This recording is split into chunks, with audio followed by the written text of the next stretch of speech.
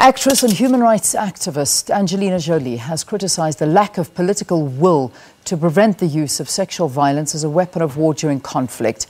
The Hollywood star called on the UN military chiefs and defence ministers to ensure that peace agreements prevent sexual violence against vulnerable women in war zones.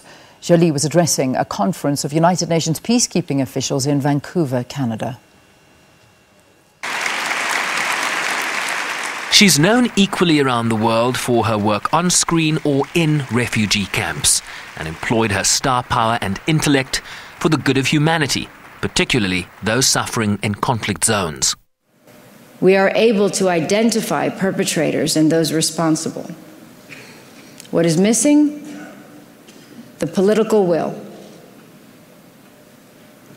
This brings me to the role of the military.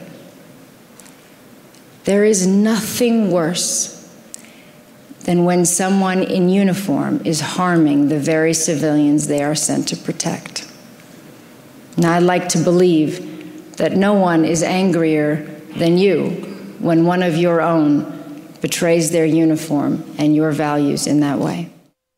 She pointed to the 68-year-old Geneva Conventions or the 19-year-old Rome Statute that seeks to address questions of protection and justice for female victims of sexual abuse and exploitation. Under 10% of women are today peacekeepers, while often peace negotiations exclude women completely.